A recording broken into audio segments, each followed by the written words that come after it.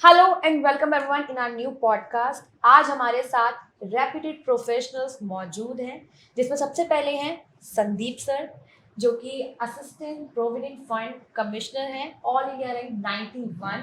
तो सबसे पहले सर मैं आपको कॉन्ग्रेचुलेट करना चाहूँगी। Many many congratulations to you sir. Thank you ma'am, thank you very much. And I am very happy कि आज आप यहाँ पे आए हैं। Thank you sir.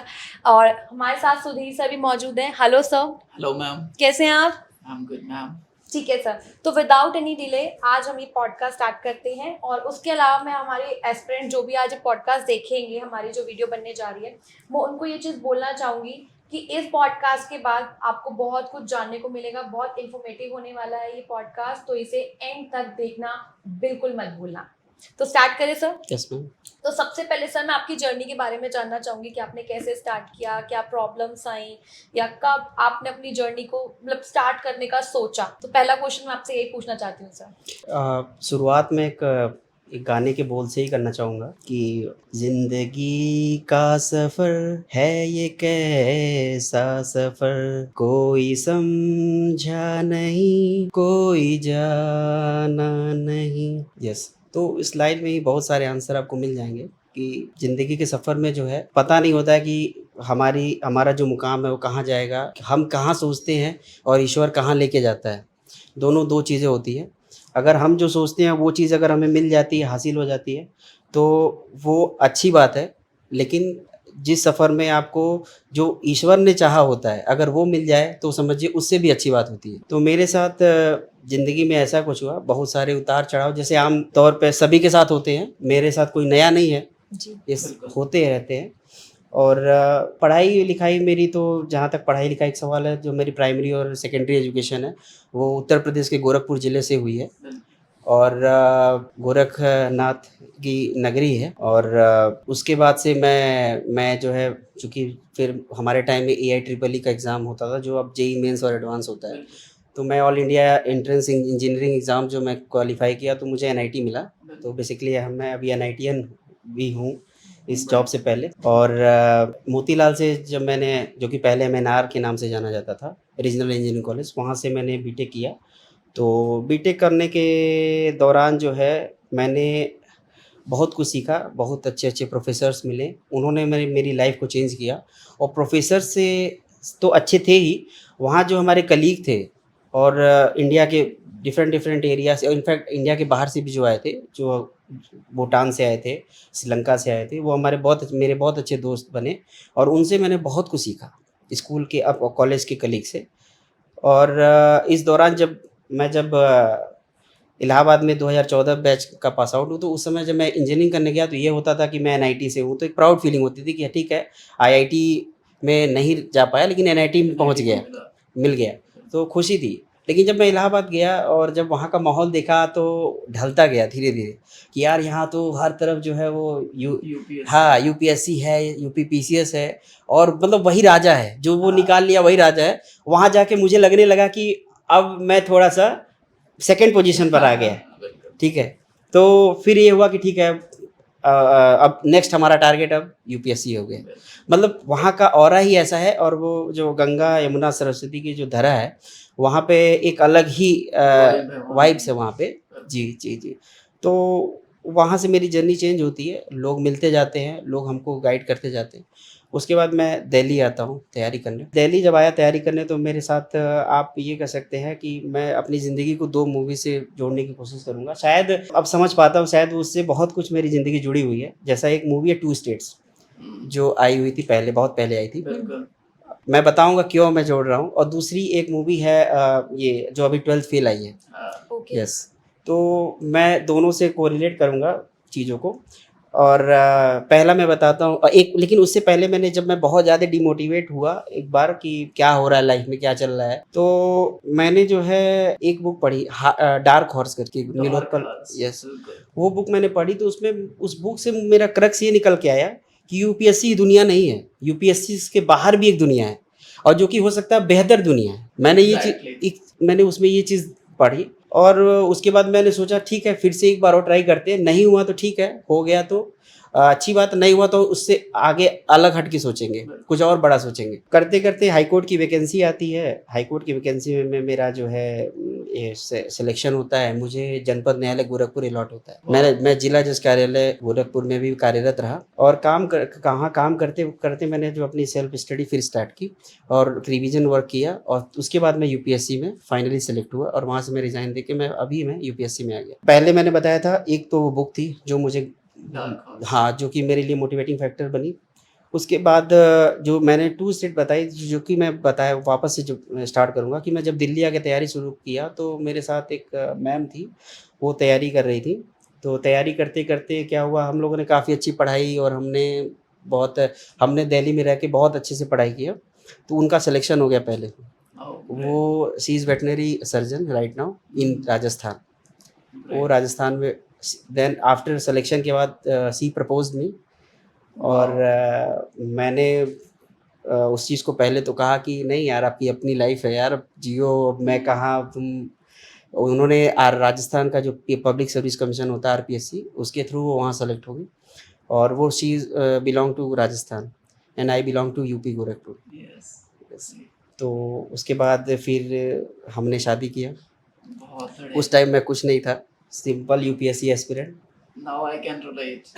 And she was at that time veterinary officer, great gazetted officer. उसके बाद से दूसरी मूवी मैंने जो बताई 12th फेल, वो इससे जुड़ी हुई और 2 स्टेट बताई क्योंकि हमारे 2 स्टेट 2 कल्चर, उनकी फैमिली का अलग कल्चर, लैंग्वेज अलग, हमारे घर का अलग अलग लैंग्वेज अपने यहाँ का। तो ये उसको हम लोगों ने कैसे, बहुत लंबी कहानी है, हम लोगों ने कैसे कोरिलेट 2 फैमिली को कैसे जोड़ा, वो बहुत लंबी कहानी है। लेकिन ये 2 हाँ, इसमें 2 लाइन में कहूँगा कि आप दोनों लोगों ने यही चुना कि यस, हम हैं तो घबराने की बात थोड़ी है, जरा सी बूंदाबांदी है बरसात थोड़ी है, ये राह यूपीएससी या राह इश्क में उठते हैं कदम बहुत संभाल के, मोहब्बत सबके बस की बात थोड़ी है। काफी अच्छा, जी काफी बिल्कुल सर, सही कहा। यूपीएससी सबके बस की बात थोड़ी है। तो ये चीज आपने की, बहुत बहुत अच्छा लगा। एग्जैक्टली ये सुन के मुझे बड़ा अच्छा लगा कि यहाँ- वो चीज होती है ना कि जी। आपने अगर किसी चीज को शिद्दत से चाहा है तो वो आपको मिलती है, चाहे यूपीएससी हो चाहे आपका प्रेम क्यों ना हो।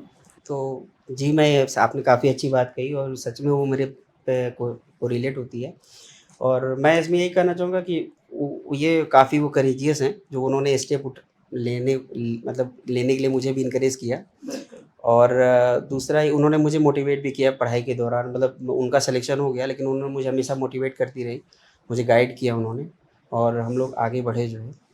और अभी मैं फ़िलहाल तो मैं अभी नासिक में हूँ, महाराष्ट्र में हूँ। अभी भी 2 स्टेट वाली ही सिचुएशन है, मैं अभी महाराष्ट्र में पोस्टेड हूँ, सी इज़ राजस्थान। और नाम राजस्थान में।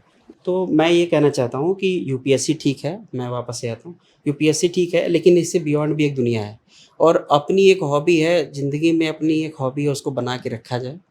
क्योंकि जब आप, जैसा कि हमारे एक सीनियर ने भी कहा कि जब आप डिमोटिवेट होते हो उस टाइम आप म्यूज़िक सुन लेते हो, आप योगा, प्राणायाम, एक्सरसाइज या किसी एक अच्छे बेहतर फ्रेंड से मिल लेते हो तो भी आपका जो है काफ़ी हद तक चीज़ें सॉर्ट आउट हो जाती है। UPSC is all about motivation demotivation, ये साइकिल ऐसे से चलेगा। आपको कभी मोटिवेट होगे, कभी टेस्ट अच्छा जाएगा, कभी खराब जाएगा, कभी एग्जाम अच्छा होगा, कभी खराब होगा।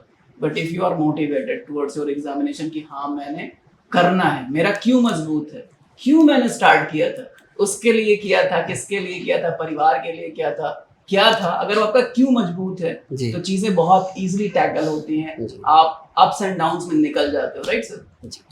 और मेरे मम्मी का, पापा का, मेरी सिस्टर का बहुत बड़ा अहम योगदान है इसमें, जो मैं इस मुकाम पे हासिल कर पाया। और मैं यहाँ पे अपने जो साथी, जो हमारे दोस्त हैं जो अभी तैयारी में लगे हुए हैं, उनको मैं यही कहूँगा कि वो अपनी तैयारी को जारी रखें, खुद को पहचानें और एक थ्रेशोल्ड, एक टाइम ऐसा आता है जब आपको लगेगा कि आपका सब कुछ बिखर गया है, आपका कुछ भी नहीं है, आपके अपने भी आपसे दूरियां बनाने लगेंगे और इग्नोरेंस भी झेलनी पड़ेगी आपको, लेकिन आपको पेशेंस रखना है। ये एग्ज़ाम एक्चुअली में टैलेंट का कम, पेशेंस का ज़्यादा है। पेशेंस का गेम ज़्यादा है यहाँ पे, धैर्य कितना है तुम्हारे अंदर, यस, ये चीज़ टेस्ट हो जाती है। हर टेस्ट में टेस्ट होता है कि कितने धैर्यवान हो, धैर्यवान हो और आप कितनी विपरीत परिस्थितियों में कितना मतलब जो है आप स्ट्रगल कर सकते हो, फाइट कर सकते हो। राइट, वो चीज़ इसमें है। राइट। बहुत बढ़िया, thank you so much sir. एक मेरा क्वेश्चन है आपसे कि जब आप इस यूपीएससी की जर्नी में आते हो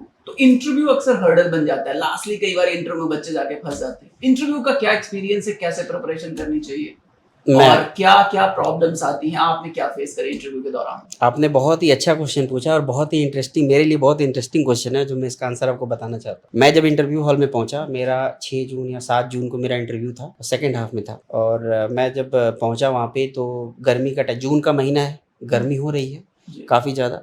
हम लोग बाहर खड़े हैं, हम लोग कोट पहने हैं, पैंट पहने, गर्मी लग रही है लेकिन हम कोट पैंट पहने हुए सब लोग थे। मतलब मुझे लगा कि मैं कंफर्ट नहीं हूँ तो मैंने कोट को जो है निकाल दिया। और मैं कुछ हमारे दोस्त कहे कि यार कोट तो वो होता है, आपको पहन के जाना चाहिए, आप कैसे दिखोगे, ये वो बहुत सारी चीज़ें। मैं वाइट शर्ट, ब्लैक पैंट और टाई लगा के मैं गया वहाँ पे। मेरा सबसे लास्ट इंटरव्यू था उस दिन का, मतलब जब मैं हॉल के अंदर पहुँचा तो उसमें सेकेंड हाफ में सबसे लास्ट इंटरव्यू मेरा।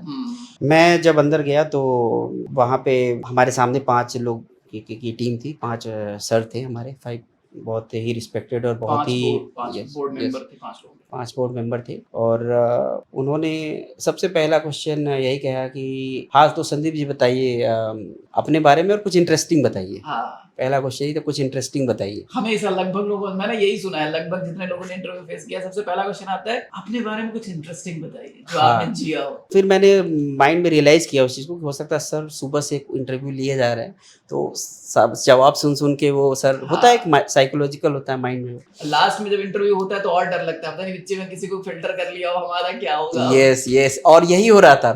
मैं बैठा हूँ और सब लोग इंटरव्यू दे के और सब लोग थम्स अप, बहुत अच्छा हुआ, बहुत अच्छा। मैं कहा जब सबका बहुत अच्छा हो रहा है तो मैं कहाँ जाऊँगा। तो मैं गया तो उन्होंने कहा कुछ इंटरेस्टिंग बताओ चलो। तो उन्होंने ऐसे पूछा कि तुम्हारे यहाँ से एक क्वेश्चन तो यही था कि जहाँ रहते हो वहाँ से नेपाल कितना दूर है।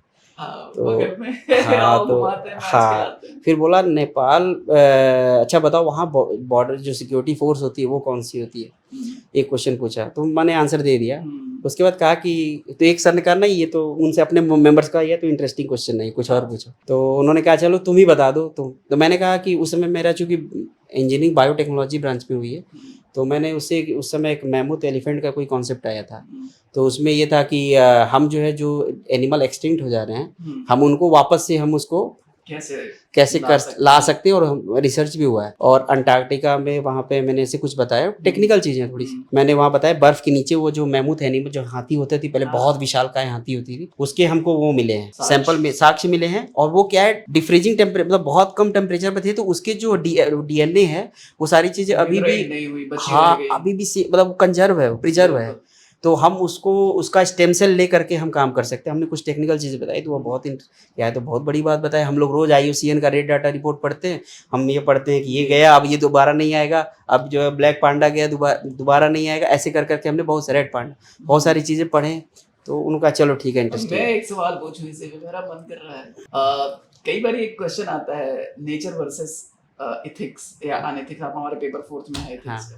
अगर मैं इस पे पूछूं कि नेचर ने जिस प्रजाति को खत्म कर दिया, फॉर एग्जांपल डायनासोर खत्म हुआ, मैमथ एलिफेंट खत्म हुआ, अपने पास टेक्नोलॉजी है, सिस्टम टेक्नोलॉजी, हम क्लोनिंग कर सकते हैं, बना सकते हैं वापस से, है ना जी। तो क्या जो प्रजातियां खत्म हो गई हैं, क्या उसको फिर से वापस से अपनी टेक्नोलॉजी से लाना जो कि नेचर के अगेंस्ट होगा, नेचर ने खत्म किया है, क्या इथिकल है, क्या करना चाहिए?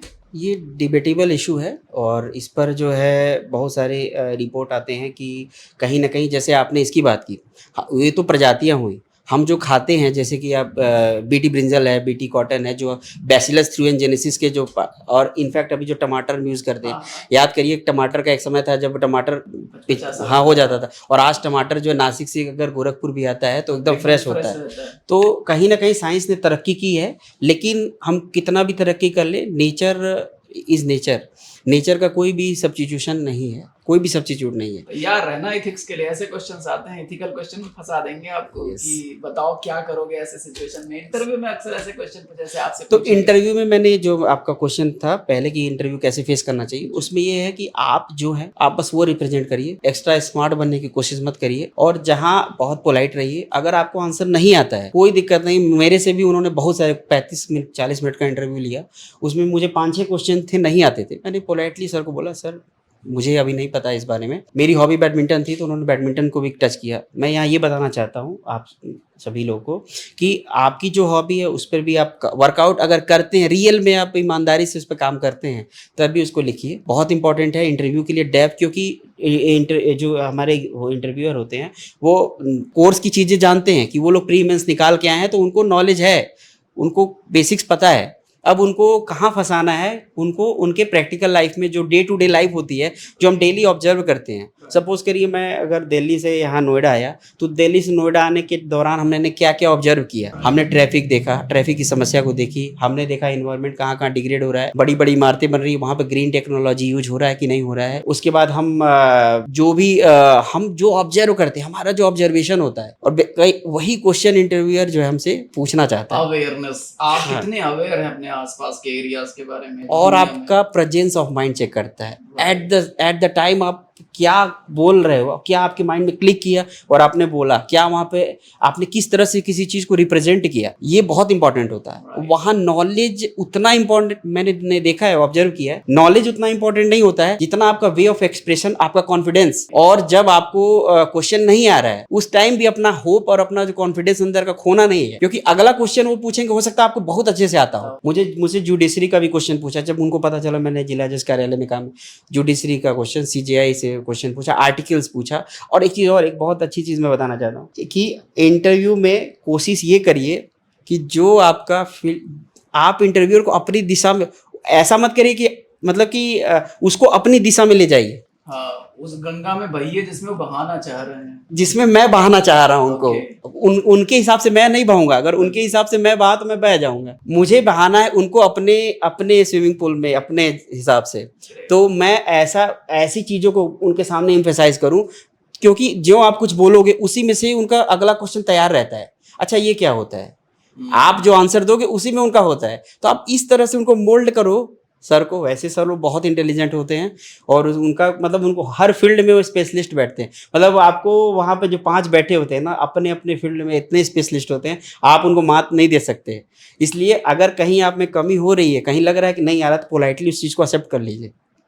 घुमाइए मत उनको। जहाँ आपने सोचा कि मैं अपने स्मार्टनेस से, अपने स्किल से, अपने इंग्लिश की बहुत अच्छी मतलब आपके अंदर फ्लुएंसी है इंग्लिश की, आप उनसे उनको ये फील करा दोगे कि आई एम स्मार्ट, तो बस वहीं आप मार खा जाओगे। क्योंकि मैंने देखा इंटरव्यू में, जब मैं बाहर बोर्ड से निकल रहे थे लोग, जिन्होंने थम्सअप 10-12 लोगों का मैंने देखा था, जो उन्होंने बहुत अच्छा बताया था।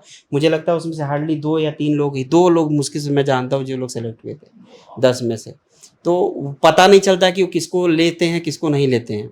और मैं जब निकला इंटरव्यू से तो मुझे लगा मेरा नहीं होगा, क्योंकि मुझे लगा कि मैंने कई क्वेश्चंस के आंसर उनको ठीक से नहीं दिए हैं, लेकिन जो दिया ये बहुत अच्छे से दिया, ये मुझे पता था। तो ये चीज़ है, इंटरव्यू में बहुत कुछ है, यहाँ पे थोड़े टाइम में क्या बता पाऊँगा, बहुत कुछ। बहुत अच्छा जवाब दिया सर आपने, और लोगों को ही पता चल जाएगा कि इंटरव्यू के टाइम पे उन्हें क्या क्या फेस करने की रिक्वायरमेंट होती है और क्या क्या उनके पास होना चाहिए, कैसे वो जवाब दे सकते हैं। और जैसे कि आपने बताया कि उनकी तरीके से बहेंगे तो आप बहे ही जाएंगे। तो फिर आप समुंदर में मिल जाएंगे। हाँ एग्जैक्टली। हाँ। तो काफ़ी लोगों को ये चीज़ पता लग गई होगी कि इंटरव्यू तक अगर वो पहुंच जाते हैं तो उन्हें वो इंटरव्यू कैसे फेस करना है। तो सर मेरा नेक्स्ट क्वेश्चन ये है कि जो आज के एस्पिरेंट्स हैं उनको ऐसा लगता है कि उनका जो सफ़र है वो किसी ने नहीं देखा, उनकी जो मेहनत है वो किसी ने नहीं देखी, तो उनके लिए आप एक सेंटेंस में क्या कहना चाहेंगे? मेरे पिताजी ने बड़ी अच्छी बात मुझे कही, शायद वो मेरे लिए बहुत बड़ा मोटिवेटिंग फैक्टर था कि बेटा देखो, ईमानदारी से मेहनत करो। तुम जो चाहते हो वो नहीं बन पाओगे, लेकिन वो ऊपर वाला जो चाहता है वो तुमको वो बना देगा। तो अगर अपने काम में ईमानदारी बरतते हैं, मैं आपको, मेरे साथ भी एक मेरा दोस्त है, वो UPSC की तैयारी कर रहा था साथ में, वो नहीं बन पाया किसी वजह से, लेकिन वो जो है आज जो है बहुत सक्सेसफुल अपने फील्ड में, क्योंकि उसकी हॉबी थी ट्रैवलिंग एंड टूर। उसको आज वो वर्ल्ड टूर कराता है और बहुत सारे मतलब ट्रैवलिंग कराता है, बहुत खुश है। मैं उससे मिला तो इनफैक्ट वो मुझे लगा कि मेरे से भी ज़्यादा खुश है UPSC ना क्रैक करके, तो लेकिन वो अपनी फील्ड में जिया है, मतलब कि उसमें बहुत अच्छा काम कर रहा है। तो आप जिस चीज़, मैं तो कहता हूँ कि जॉब ऐसी करो जिसमें आपको ये ना पता चले, ये ना फील हो कि आप जॉब कर रहे हो, बस वही बेस्ट जॉब होता है। और UPSC से पहले जैसे मैंने बताया कि UPSC जो है अनप्रेडिक्टेबल है, अपने आप में UPSC को कहते हैं अनप्रेडिक्टेबल सर्विस कमीशन। तो अनप्रेडिक्टेबल है, उसका कुछ नहीं कह सकते, इनफैक्ट मैं भी नहीं कह सकता। जिस दिन रिजल्ट आया उससे पहले मैं भी नहीं कुछ कह सकता कि पता नहीं मेरा होगा कि नहीं होगा। तो इतना वो अनप्रेडिक्टेबल है। तो इसीलिए इसकी चिंता करना छोड़ के कि हम क्या होगा क्या नहीं होगा, आप अपना बेस्ट देने की कोशिश करो, उसमें से जो होगा अच्छा होगा। Thank you so बिल्कुल much. बिल्कुल सर, क्योंकि एक्चुअली में ऐसा होता है, आपने जैसे बताया कि वो अनप्रिडिक्टेबल है, तो ऐसे बहुत सारे स्टूडेंट्स या एस्पिरेंट्स होते हैं जिनको ऐसा लगता है कि हाँ हमारा तो हो जाएगा, हमारा पेपर बहुत अच्छा हुआ है। कई बार ऐसा होता है कि उनका नहीं होता, और जो लोग सोचते हैं नहीं यार हमारा, मुझे लग नहीं रहा है, उतना कॉन्फिडेंस नहीं आ रहा, लेकिन उनका हो जाता है। तो actually this is very unpredictable thing. एक चीज़ मुझे तुरंत माइंड में क्लिक कर रही, मैं बताऊं, हाँ जी। वो क्या होता है, जो लोग ऐसा सोचते हैं कि शायद नहीं हो पाएगा, शायद मुझे ऐसा लगता है उनके अंदर ना हर समय कुछ और अच्छा हो सकता है कि गुंजाइश रहती है गुंजाइश रहती है, करेक्ट ना। सर। वो जो सोचते हैं कि हो जाएगा, उनको लगता है उन्होंने अपना बेस्ट दे दिया है, बस अब यही यही सब कुछ है, अब इसके ऊपर नहीं कुछ है। और जो कहते हैं कि सब कुछ किया था लेकिन कुछ एक दो क्वेश्चन रह गया, या थोड़ा सा मैंने ये लाइन और ऐड कर देना चाहिए था, मतलब आप एट द टाइम ना उस बंदे का सिर्फ वो पेपर से मत ध्यान, मतलब उसकी पर्सनालिटी पे जाइए। इसका मतलब ये हुआ, वो ये इंडिकेट कर रहा है उसकी ओवरऑल पर्सनालिटी कि वो हर चीज में सुधार की गुंजाइश रखता है, और वही जो सुधार की गुंजाइश है उसको स्टेप बाय स्टेप आगे बढ़ाती जाती है, और वो धीरे से जब सेलेक्ट हो जाता है तो उसको लगता है कि चलो अब मैं हो गया फाइनली, ये चीज है। Okay, that's it for today. Thank you so much sir, आप यहाँ पे आए और हमारे एस्पिरेंट्स को इतना मोटिवेट किया, अपनी जर्नी बताई। एक्चुअली में ये जो जर्नी आपने बताई है, इससे बहुत मोटिवेट होने वाले हैं वो लोग। और आपने जो इंटरव्यू वाला अपना जो बताया है सिचुएशन कि आपके साथ क्या हुआ, कैसे आपने उसे टैकल किया, एक्चुअली ये चीज़ हर कोई नहीं बताता है, ठीक है, लेकिन आपने अपनी जो सिचुएशन थी वो शेयर करी, अपनी सारी चीज़ें बताई, जिसके बाद एक्चुअली में जब वो लोग वहाँ जाएंगे इंटरव्यू के लिए तो उन्हें बहुत अच्छे से पता होगा कि उन्हें अपनी चीज़ें कैसे टैकल करनी है। तो it's a very good thing and I am very glad कि आप आज यहाँ पे आए हैं, और thank you so much again sir. और आज के लिए बस इतना ही गाइस। अब ये पॉडकास्ट अगर आपने देख लिया है तो हमारे आने वाले पॉडकास्ट के लिए अभी इसी वक्त हमारे YouTube चैनल को लाइक, शेयर और सब्सक्राइब करना बिल्कुल मत भूलना। जॉब ट्रेड का चैनल आप अभी के अभी सब्सक्राइब कर लीजिए ताकि आप आने वाली नोटिफिकेशंस को मिस ना कर दें। मैं यहाँ पे ये कहूँगा कि थैंक यू आप सब लोगों को कि आप लोगों ने मुझे इनवाइट किया, और काफ़ी अच्छा सेशन था, और मुझे भी बहुत कुछ आप लोगों से सीखने को मिला, और आगे भी हम जो है मौका मिला तो ज़रूर आपसे सीखेंगे कुछ ना कुछ, जो है काफ़ी अच्छा लगा मुझे। Thank you. Thank you so much, sir. Thank you so नमस्ते। much.